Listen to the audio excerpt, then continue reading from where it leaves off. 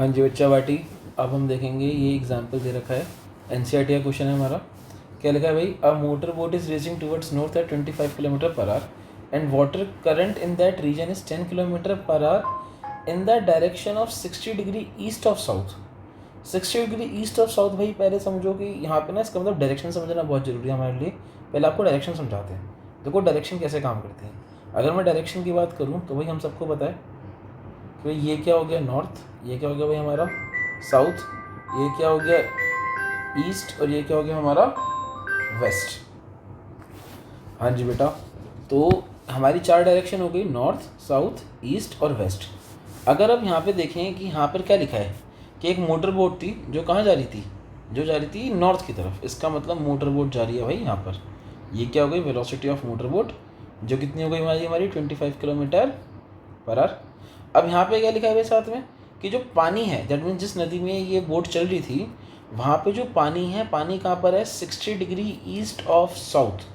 East of south का मतलब क्या है कि आप साउथ में खड़े हो, साउथ से 60 डिग्री किस तरफ मुड़ जाओ, ईस्ट की तरफ। इसका मतलब मैं कहाँ मुड़ गया, साउथ से 60 डिग्री ईस्ट की तरफ मुड़ गया। इसे क्या बोलते हैं, अभी जो डायरेक्शन है, डायरेक्शन क्या हो गई 60 डिग्री ईस्ट ऑफ साउथ, कि आप साउथ के 60 डिग्री ईस्ट में खड़े हो। बेटा इसी को दूसरे तरीके से कैसे बोल सकते हो बताओ। अगर ये वाला एंगल 60 है तो आपका बेटा ये वाला एंगल कितना होगा, 30 होगा। बोल सकता हूँ ना। तो इसी डायरेक्शन को दो तरीके से बोल सकता हूँ।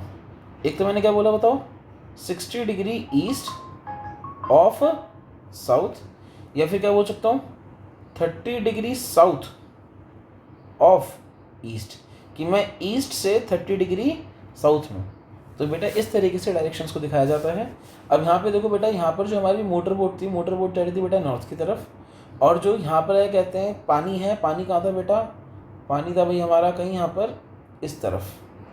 ये क्या हो गया बेटा, वेलोसिटी ऑफ रिवर हो गई। कितनी है बच्चे हमारी, ये हमारी 10 किलोमीटर पर आवर। अभी कोई भी अच्छा बच्चा लॉजिक लगाएगा तो लॉजिक के अकॉर्डिंग बताओ क्या है, ये वाला एंगल कितना है 90, ये वाला एंगल कितना है बेटा 30। बिकॉज साउथ से, मैं साउथ से 60 डिग्री पे था, मैं साउथ से 60 डिग्री पे था ईस्ट की तरफ।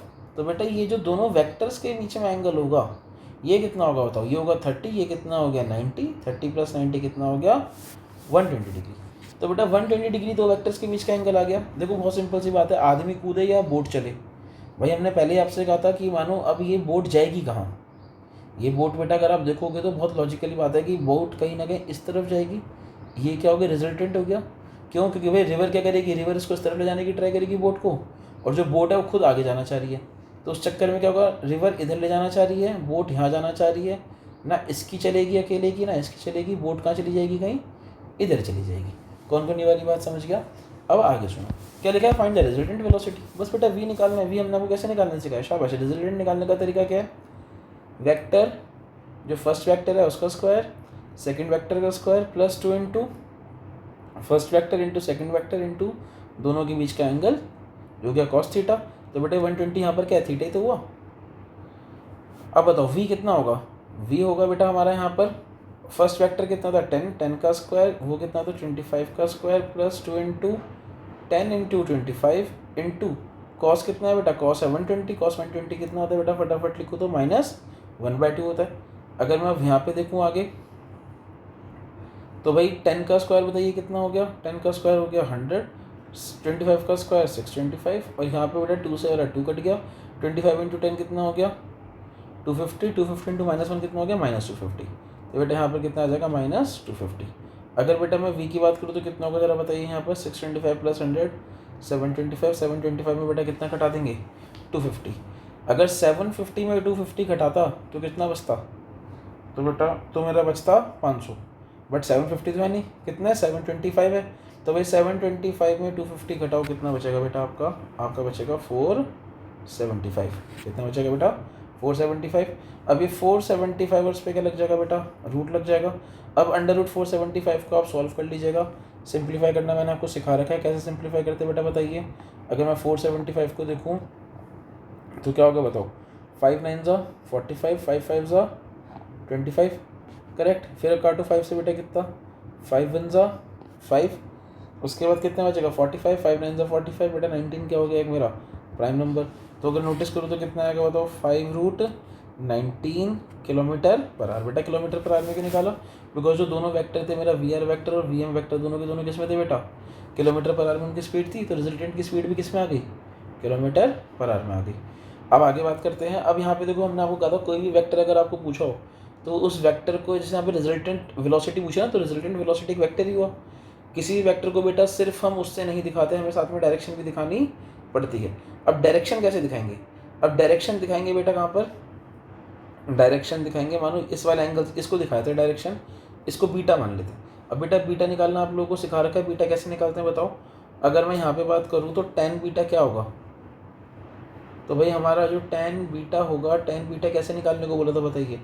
हम बोलेंगे यहाँ पर जिसके साथ बीटा बन रहा था एंगल, जिस वेक्टर के साथ रिजल्टेंट जिस वेक्टर के साथ बीटा एंगल बना रहा है, जो यहाँ पे वी एम के साथ बना रहा है, इसको ए मान लो और वी आर वेक्टर को क्या मान लो बी मान लो।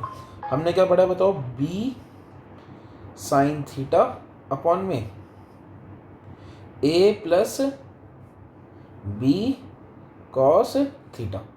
क्या वाली बात समझ आई? मतलब कि जिस वेक्टर के साथ बीटा एंगल बनता है उसको तो चुपचाप नीचे अकेला लिख देते डिनोमिनेटर में, और दूसरे वाले वेक्टर का साइन थीटा वाला कंपोनेंट अपॉन में क्या कॉस थीटा वाला कंपोनेंट लिखा जाता है। अगर मैं यहाँ पे अब tan बीटा की बात करूँ तो tan बीटा कितना हो जाएगा मेरा, वी आर कितना था बेटा हमारा, वी आर था हमारा 10 साइन थीटा, थीटा कितना है बेटा साइन 120 डिग्री।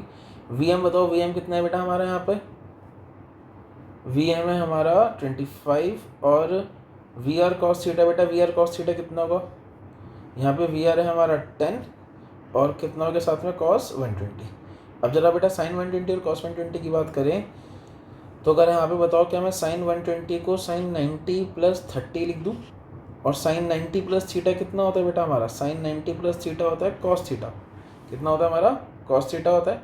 अब sine 90 plus theta cos theta होता है, बताओ सेकंड क्वाड्रेंट में साइन हमारा पॉजिटिव होता है नेगेटिव होता है, साइन हमारा होता है पॉजिटिव, राइट। तो बेटा ये जो वैल्यू आएगी किस में आएगी, प्लस में आएगी। प्लस में आने का मतलब कितना हो गया बताओ, मतलब कि cos 30 आएगा ना यहाँ पे।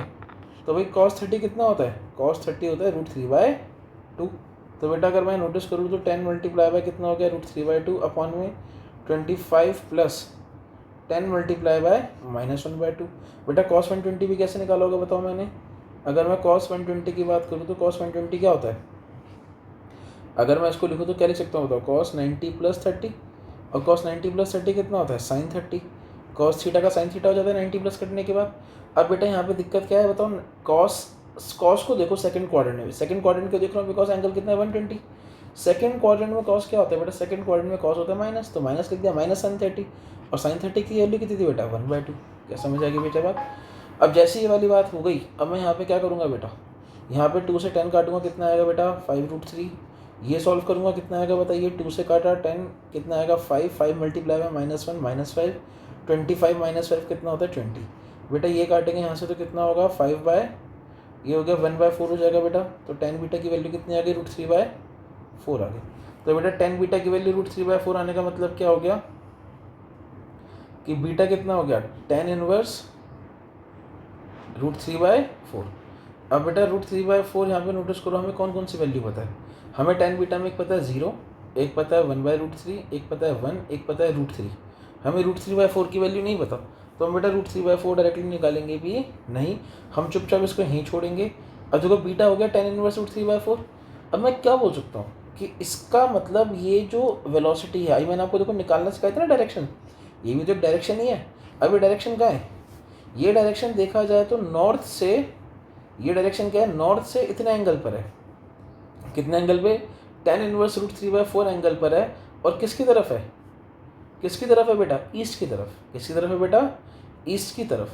तो इसका मतलब क्या होगा बताओ, इसको मैं लिख सकता हूँ कि रिजल्टेंट वेलोसिटी इज